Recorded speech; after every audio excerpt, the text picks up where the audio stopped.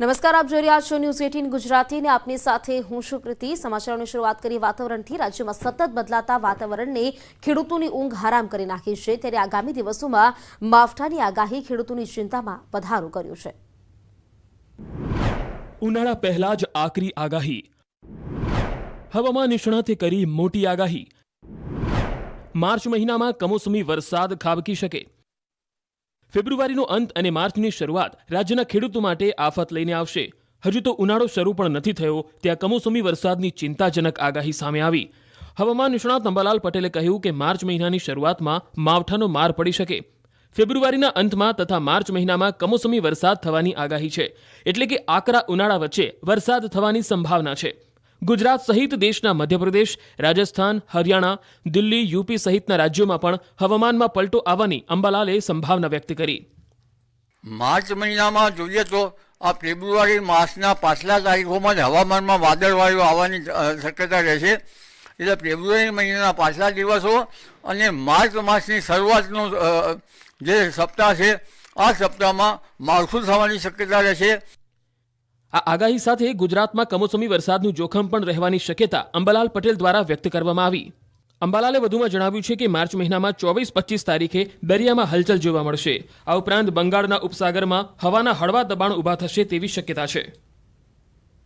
પાટણથી કેનાલના ગાબડાના સમાચાર ન આવે તો જ નવાઈ। રાધનપુર નજીક 15 ફૂટ ગાબડું પડતા પાણી થયું।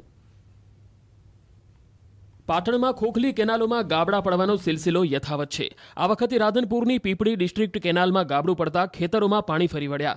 રાધનપુર પંથકમાં વારંવાર ગાબડા પડતા ખેડૂતોનો ઊભો પાક તબાહ થઈ રહ્યો છે। સાતુનને જોડતી કેનાલમાં આશરે 15 ફૂટનું ગાબડું પડ્યું। ગાબડા બાદના આ દ્રશ્યો ખેડૂતોને નિરાશ કરે તેવા છે। વધુ પાણી છોડાતા કેનાલ ઓવરફ્લો થઈ અને ગાબડું પડ્યું। મસમોટું ગાબડું પડતા જ આસપાસના વિસ્તારો જાણે કે પાણીના હવાલે થઈ ગયા। ખેતર સહિત કાચા માર્ગ પર પણ પાણી ફરી વળ્યું। બેદરકારીના ગાબડાથી હજારો લીટર પાણીનો વેડફાટ થતો હોય એવા દ્રશ્યો સામે આવ્યા। વારંવાર કેનાલમાં પડતા ગાબડા એ ખેડૂતો માટે મોટી મુશ્કેલીનું કારણ બને છે। જ્યાંથી કેનાલ પસાર થતી હોય અને આસપાસ ખેતર હોય એવી જગ્યાએ કેનાલનું બાંધકામ કાચું હોવાનો પ્રશ્ન ઊભો થાય છે। આવી જગ્યાઓએ માટી અને સિમેન્ટની કોથળીઓ મૂકીને પુરાણ કરવામાં આવતું હોય છે અને પાણીનો પ્રવાહ આવતા માટી ધસી પડતી હોય છે। તેના કારણે ગાબડા પડવાની સમસ્યા સર્જાતી હોય છે અને મહા મહેનતે પકવેલા પાકનો સોંથ વળી જતો હોય છે। તો ગાંધીનગર તલાટીની લેખિત પરીક્ષાની સંભવિત તારીખ જાહેર। 23 એપ્રિલે લેવાઈ શકે છે પરીક્ષા। હસમુખ પટેલે ટ્વીટ કરીને આ માહિતી આપી છે। તલાટીની લેખિત પરીક્ષાની સંભવિત તારીખ જાહેર થઈ છે। ટ્વીટ કરીને આ માહિતી આપવામાં આવી છે। લગભગ 23 એપ્રિલે આ પરીક્ષા લેવાઈ શકે છે।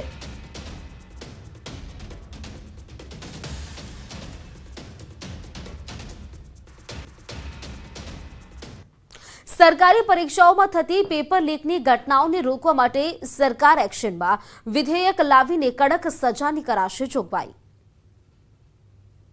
ભૂપેન્દ્ર પટેલ સરકાર વિદ્યાર્થીઓને સ્પર્ધાત્મક પરીક્ષાના સ્પર્ધકોના ભાવિ સાથે ચેડા કરનારા વિરુદ્ધ કડક કાયદો બનાવવા જઈ રહી છે, જેનું બિલ વિધાનસભા ગૃહમાં રજૂ કરાયું। આ બિલને જાહેર પરીક્ષા અધિનિયમ બિલનું નામ આપવામાં આવ્યું। ગુજરાત જાહેર પરીક્ષા વિધેયક 2023 સરકાર લાવશે। આ વિધેયક ગૃહમાંથી પસાર થયા બાદ તેને મંજૂરી મળી જશે તો તે કાયદા તરીકે પ્રસ્થાપિત થઈ જશે। નવા કાયદામાં ભરતી પ્રક્રિયામાં સામેલ તમામ સરકારી અને બિનસરકારી સભ્યોની બેદરકારી બદલ કડક સજાની જોગવાઈ કરાઈ છે, જેમાં કૌભાંડીઓની મિલકત જપ્તી અને ટાંચમાં લેવાની પણ જોગવાઈ છે। સાથે ગુનાના દોષિત ઠર્યા હોય તેવા પરીક્ષાર્થીને જાહેર પરીક્ષામાંથી 2 વર્ષ માટે બાકાત રાખવાની જોગવાઈ છે। આ વિધેયકમાં ઓછામાં ઓછી 7 વર્ષ અને વધુમાં વધુ 10 વર્ષની સજાની જોગવાઈ છે। તો પેપર લીક કરનારને 1 કરોડ સુધીનો દંડ ફટકારવામાં આવશે। દંડની રકમ ચૂકવવામાં ચૂક થાય તો ફોજદારી કાર્યવાહી કરવામાં આવશે। સાથે જ પેપર લીક કરનારની સ્થાવર જંગમ મિલકત પણ જપ્ત થઈ શકશે।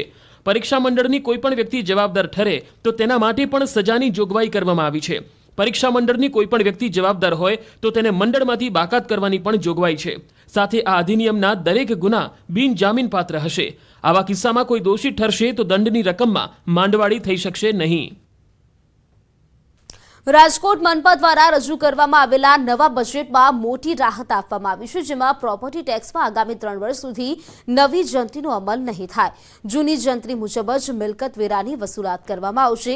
નવી જંત્રી મુજબ મહાપાલિકા મિલકત વેરાની વસૂલાત કરે તો મનપાને વાર્ષિક અંદાજિત 200 કરોડ જેવો આવકનો અંદાજ હતો. જો કે આ આવકને જતી કરીને આરએમસીએ અપીલ કરી છે કે લોકો બાકી રહેલા ટેક્સને આ રાહતના બદલામાં ચૂકવી દે.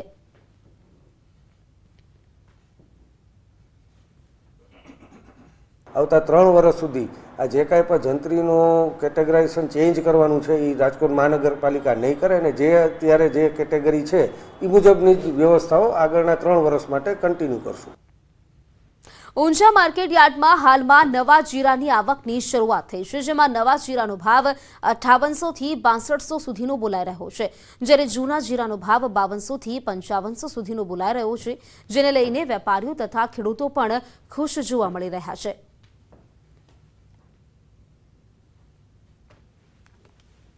અને લગભગ અત્યારે 4000 બોરી જીરુની આવક ચાલુ થઈ ગઈ છે, જેમાં 5800થી શરૂ થઈ અને 6200 સુધીના ભાવ અત્યારે હાલ એપીએમસીમાં પડી રહ્યા છે. અત્યારે નવા જીરાની આવકો સૌરાષ્ટ્ર બાજુની ચાલુ થઈ ગઈ છે, જે 2000 થી 2500 ગુણીની આવકો હોય છે. એમાં સારા સૂકા ડ્રાય માલવાના બાબતે 150 થી 6200 થી 6500 સુધીના ભાવ છે. નવા જીરાનો સમજો 5500 થી માંડીને 6200 સુધી છે ને જૂના જીરાને 5200 થી 56-57 ભાવ છે. સુરતના પાંડેસરામાં નાયબ ખેતી નિયામક ટીમના દરોડા નીમ કોટેડ યુરિયાની 56 થેલી ઝડપાઈ છે. ગુજરાતમાં ખાતરની અછત વચ્ચે સુરતમાંથી સબસિડીયુક્ત નીમ કોટેડ યુરિયા ખાતરનો જથ્થો ઝડપાયો. બાતમીના આધારે નાયબ ખેતી નિયામકની ટીમે પાંડેસરામાં દરોડા પાડ્યા હતા, જ્યાંથી નીમ કોટેડ યુરિયાની 56 થેલી ઝડપી પાડી હતી. પાંડેસરા પોલીસ સ્ટેશનમાં ખેતીવાડી અધિકારી દ્વારા ફરિયાદ નોંધાવવામાં આવી છે. આ સમગ્ર ઘટનામાં રાધે કંપનીના સિક્યુરિટીની સંડોવણી હોવાનું બહાર આવ્યું. સિક્યુરિટી સોસાયટીના એક મકાનમાં શંકાસ્પદ યુરિયાની થેલીઓ ખાલી કરાવતો હતો, જેમાં પોલીસે એક આરોપીની ધરપકડ કરી વધુ પૂછપરછ હાથ ધરી.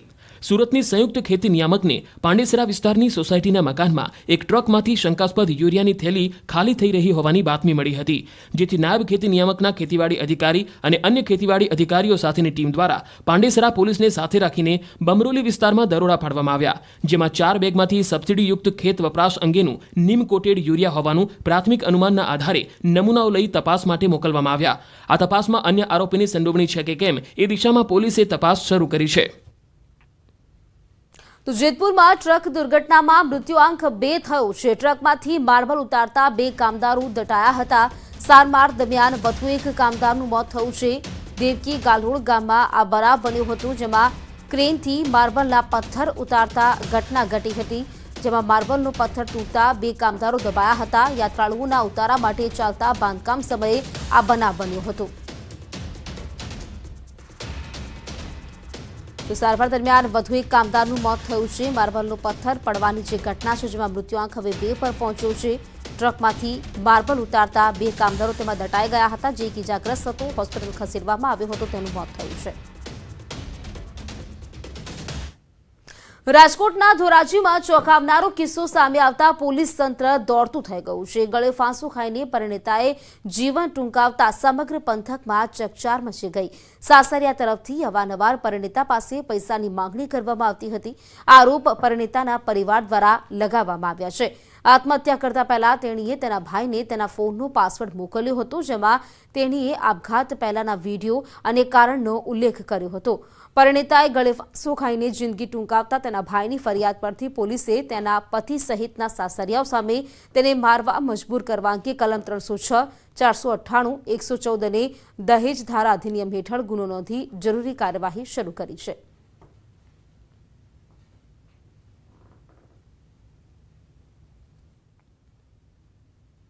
હકીકત શું હતી? હકીકત એવી હતી કે મારા બેનના લગ્ન 1 વર્ષ ને 2 મહિના જેવું થયું હતું. તે ધોરાજી સાસરે હતી, તો એમાં ઝીણું મોટું કાયમ એને હાઈલા રાખતું. મને જ્યારે ઘરે આવતી ત્યારે એને વાત કરેલી કે સાસરિયા લોકો મને પૈસા માટે દબાણ કરે છે, હેરાન કરે છે. તો મેં 1-2 વખત બંને જે હતા અનિલ, એને વાત કરેલી કે તમે શું આવું કરો છો, શું કામ કરો છો. તો એને મૌખિક રીતે મને કીધેલું કે હવે કોઈ નહીં કરે. તે છતાં પણ તે આવી રીતે હેરાન પરેશાન કરતા પછી મારી બેન 15 દિવસ પહેલાં ઘરે આટો મારવા આવેલી, ત્યારે તેને મને મૌખિક રીતે કીધેલું કે ભાઈ આવી રીતના મને મારા સાસુ સસરા નણંદોયા મને હેરાન કરે છે ને મારા પાસે પૈસાની માંગણી કરે છે અને શારીરિક ને માનસિક ત્રાસ આપે છે, મને ટોર્ચર કરે છે. મારી બેનનો 13 તારીખે રાતે 12 વાગે મેસેજ આવેલ હશે વોટ્સઅપમાં, પણ હું સૂતો હતો તો મેં બેનને 3-4 રિંગ કરી. મને એવું લાગ્યું કંઈક અણબનાવ બન્યો હશે, જેને મને પાસવર્ડ અત્યારે રાતે 1 વાગે કેમ મોકલો. એટલે મેં 2-3 રીંગું કરી તો બેને ઉપાડી નહીં. પછી બનાવીને ફોન કર્યો તો એનું કહેવું એમ થયું કે તે બેન ઉપર સૂતી છે. તો મેં કીધું મને વાત કરાવો, ભલે સૂતી હોય ઉઠાડીને વાત કરાવો. તો કે એ રૂમનો આગળિયો નથી ખોલતી. તો મેં કીધું તમે દરવાજો તોડી નાખો પણ મને વાત કરાવો. તો પાછો ફરીવાર મેં ફોન કરતાં એને એવું જણાવ્યું કે તમારી બેને ગળે ફાંસો ખાઈ લીધો છે. વડોદરાના કરજણ પંથકમાં તસ્કરોનું આતંક યથાવત. કુરાલી ગામમાં શમન સ્પાઇસીસ એન્ડ ફ્રૂટ પ્રોડક્ટ્સ કંપનીને તસ્કરોએ નિશાન બનાવી. બારીની ગ્રીલ ખોલી ચોરી કંપનીની તિજોરી સાફ કરી નાખી. રોકડ રકમ અને ચાંદીના દાગીના સહિત 1,40,409 મત્તાની ચોરી કરીને તસ્કરો પલાયન થઈ ગયા. ચોરીની આ સમગ્ર ઘટના સીસીટીવી કેમેરામાં કેદ થઈ છે.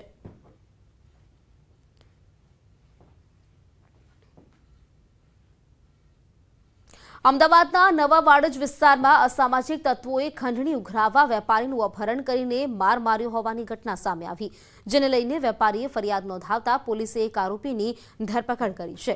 શરૂઆતમાં આરોપી રણજીત ભરવાડે દુકાન માલિક પાસેથી ખંડણી રૂપે પ્રોફિટનો 50% હિસ્સો માંગ્યો અને તેના કારીગરોને ઉઠાવી જવાની વાત કરી.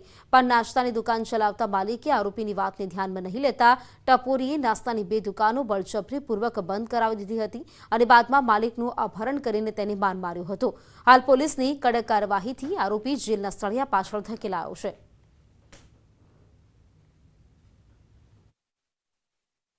એમને પરમ દિવસે રાત્રે આવી મને કહ્યું હતું કે તમારી આ દુકાન ચાલુ રાખવી હોય તો મને અડધો ભાગ આલવો પડશે, નહીં તો બંને દુકાન કાલથી બંધ.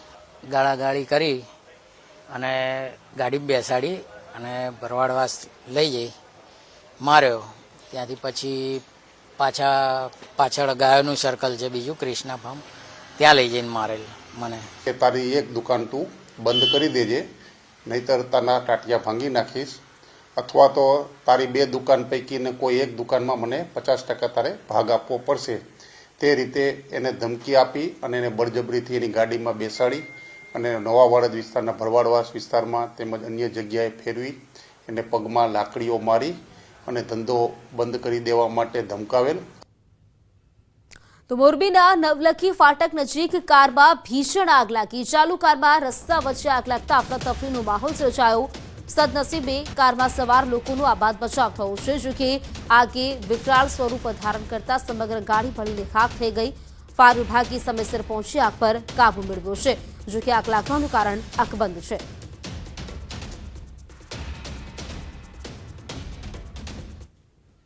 વલસાડના પારનેરા ગામે વ્યાજખોર મહિલા પોલીસ સકંજામાં. પ્રીતિ પટેલ નામની વ્યાજખોર મહિલાને વલસાડ ગ્રામ્ય પોલીસે ઝડપી પાડી છે.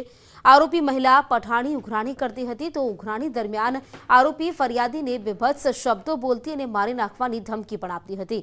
ફરિયાદીએ વ્યાજ પેટે 5.64 લાખ રૂપિયા ચૂકવ્યા હતા. તેમ છતાં હેરાનગતિ કરતા વ્યાજખોર મહિલા વિરુદ્ધ ફરિયાદ દાખલ કરી હતી.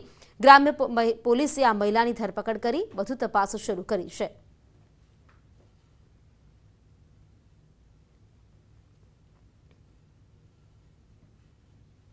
સુરતમાં બિટકોઇન પ્રકરણમાં મુખ્ય આરોપી કિરીટ પાલડિયાને ક્રાઇમ બ્રાન્ચે ધરપકડ કરી છે. 1 વર્ષ અગાઉ વરાછામાં આંગળીયા પેઢી લૂંટની જે ઘટના બની હતી તેમાં કિરીટ પાલડિયા વોન્ટેડ હતો. વરાછા વિસ્તારમાં આંગળીયા પેઢીમાં રોકડ રકમની લૂંટની ઘટના બની હતી, જે મામલે 11 આરોપીની ધરપકડ થઈ હતી, પરંતુ મુખ્ય આરોપી છેલ્લા ઘણા સમયથી ફરાર હતો. પોલીસે સીસીટીવીના આધારે તપાસ હાથ ધરી અને મુખ્ય આરોપીની ધરપકડ કરી છે. સાથે જ 5 દિવસના રિમાન્ડ મેળવ્યા છે.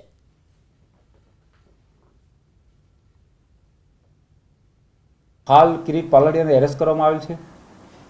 એના 19 તારીખ 20 તારીખ સુધીના 5 દિવસના રિમાન્ડ મેળવવામાં આવેલ છે અને રિમાન્ડ દરમિયાન બીજું શું છે એને ક્યાં ક્યાં કર્યું છે એની પૂછપરછ કરવામાં આવશે. ભારત સરકારના ગૃહ મંત્રાલય મહિલા અને બાળ વિકાસ દ્વારા નિર્ભયા સેફ સિટી પ્રોજેક્ટમાં અમદાવાદનો સમાવેશ કરાયો. પ્રથમ તબક્કામાં દેશના 8 શહેરને સિટી પ્રોજેક્ટમાં મંજૂરી મળી. સ્માર્ટ પોલિસિંગ, મહિલા સિનિયર સિટીઝન અને બાળકોની સલામતી અને સુરક્ષા માટે 3 વર્ષ દરમિયાન શહેરને 220 કરોડ 11 લાખની ગ્રાન્ટ ફાળવાશે. મહિલા સુરક્ષા માટે વિવિધ 500 હોટસ્પોટ પર સીસીટીવીથી નજર રાખવામાં આવશે. 1 લાખ રિક્ષા અને ટેક્સીઓને QR કોડ સાથે જોડાશે, જેથી મહિલાઓને વાહનોની વિગત, ડ્રાઈવરની જાણકારી અને ટ્રેકિંગની માહિતી પરિવારજનો સાથે શેર કરી શકે.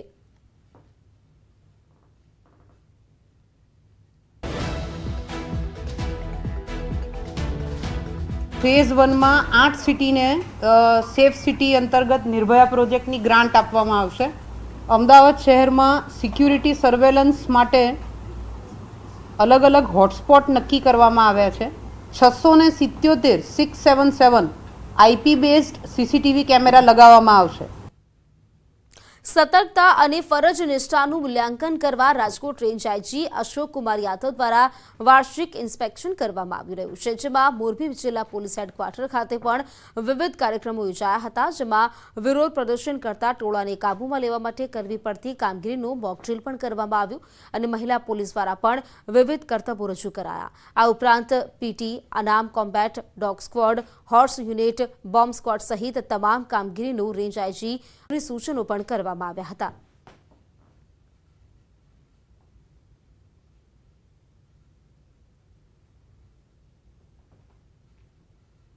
અને કોઈપણ સિસ્ટમ ભવિષ્યની ચુનૌતીઓને કેવી રીતે પહોંચી વળી શકે એ માટેની ચેલેન્જ એ પોલીસ ડિપાર્ટમેન્ટ કેવી રીતે વહન કરી શકે એ તમામનો પાસાઓનો અભ્યાસ કરે છે. અને અભ્યાસ પછી એ કહી શકાય કે મોરબી પોલીસ એ તમામ સુવિધાઓ સાથે, તમામ ટેકનોલોજી સાથે, તમામ પ્રકારના ટેક્ટિક્સ સાથે સુસજ્જિત છે અને કોઈપણ પરિસ્થિતિને પહોંચી વળવા માટે સક્ષમ છે. મોરબીમાં સ્કૂલ વાનમાં કેપેસિટી કરતાં ઘણા વધારે બાળકોને બેસાડવામાં આવી રહ્યા છે. વાહન ચાલકના જણાવ્યા અનુસાર ઇન્સ્યોરન્સ, ડીઝલનો ભાવ, બાળકોની ફીને જોતા ઓછા બાળકોને લઈ જવા પરવડે તેમ નથી.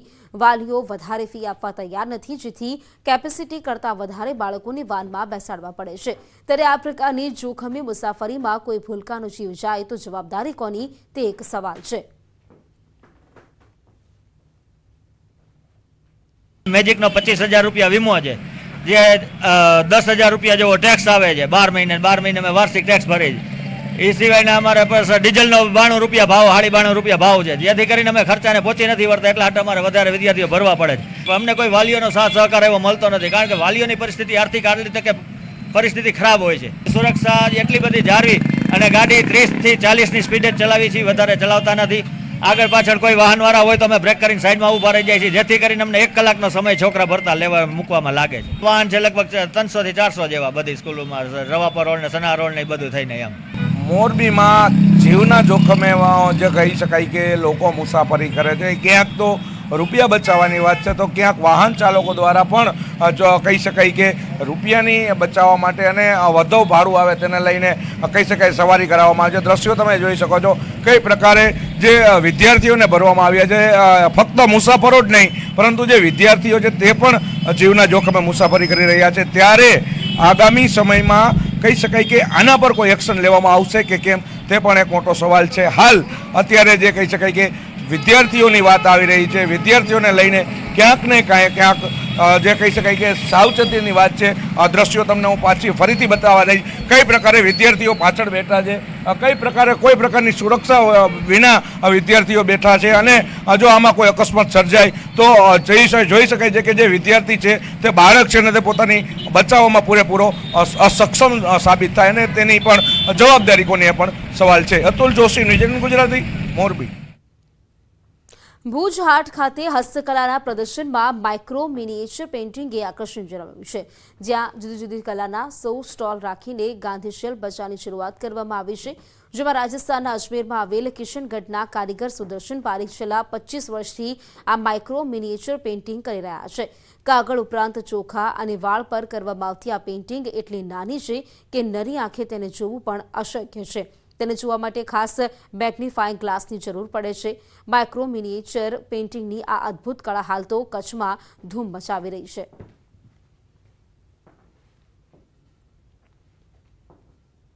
इसमें मैं चावल पे जो राष्ट्रगान लिखा है या बाल पे राइटिंग है वो लोगों के लिए अजूबा है, लोगों ने कभी देखा नहीं, कोई कभी सुना नहीं। नाम वगैरह तो देखते हैं लेकिन मैं एड्रेस लिखता रहता हूँ, मतलब उनका। मोदी जी को मैंने योग दिवस पे सर्वे भवन्तु सुखिनः सर्वे सन्तु निरामया सर्वे भद्राणि पश्यन्तु मा कश्चित् दुःख भाग् भवेत्, जो अपना ये मंत्र है, मतलब कि पूरे विश्व को एक साथ लेके सबका मंगल करने वाला जो मंत्र है, वो योग दिवस पे मैंने मोदी जी को भेजा था। बाल पे भी लिख के भेजा था। 21 जून इंटरनेशनल योगा डे, उनका बहुत एक आभार व्यक्त करते हुए मेरे पास पत्र भी आया। અમદાવાદમાં સ્વામિનારાયણ ઇન્ટરનેશનલ સ્કૂલમાં ધોરણ 10 અને 12ના વિદ્યાર્થીઓ માટે કાઉન્સેલિંગ યોજાયું। જિલ્લા શિક્ષણ અધિકારી ગ્રામ્ય દ્વારા આયોજન કરવામાં આવ્યું। પરીક્ષાનો ડર દૂર કરવા વિદ્યાર્થીઓ સાથે વાલીઓને પણ કાઉન્સેલિંગમાં સામેલ કરવામાં આવ્યા। સાથે જ માતા પિતા પૂજન કાર્યક્રમ પણ યોજાયો। પરીક્ષા દરમિયાન પરિવારમાં ચિંતાનો માહોલ હોય છે તેને કઈ રીતે ઓછો કરી શકાય તે અંગે શિક્ષકો દ્વારા માહિતી આપવામાં આવી।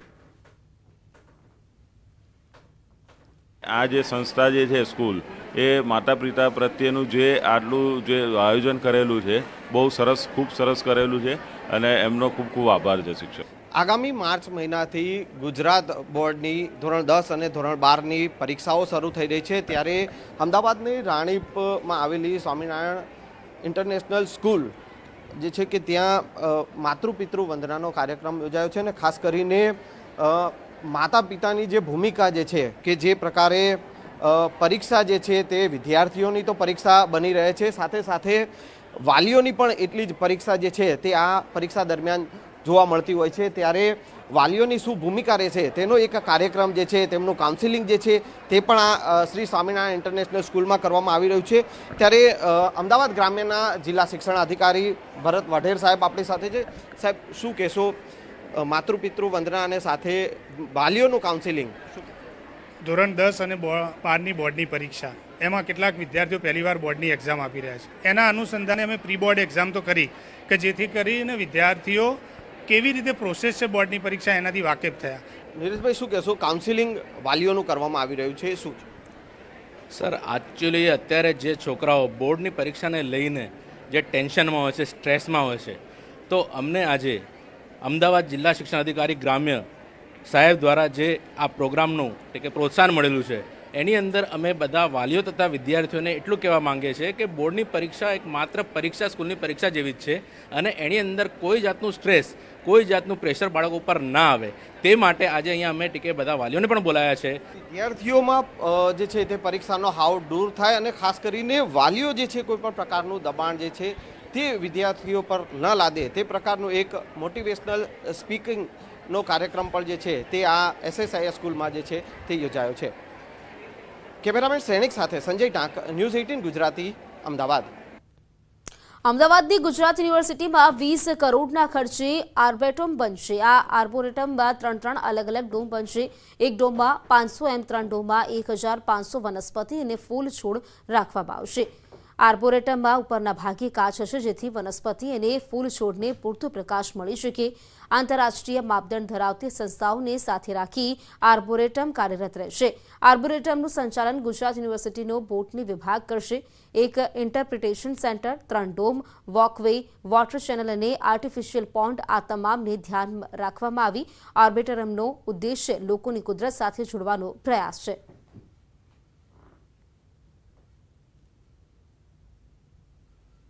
અંદાજે 7 એકરથી વધારે જગ્યાની અંદર આર્બોરેટમ બની રહ્યું છે।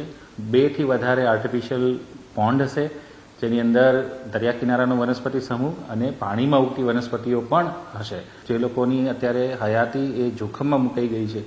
આવા તમામ વનસ્પતિઓને અહીંયા લાવી અને એને એક્ઝોટિક ગ્રોથ થાય અને એની સાથે થઈને એનું સંવર્ધન થાય એવા પ્રયોગો હાથ ઉપર લેવામાં આવશે। 30 રૂપિયાના વધારા સાથે સિંગતેલના ભાવમાં ફરી ભડકો થયો। સિંગતેલના ડબ્બાનો ભાવ 2900 પાર પહોંચ્યો।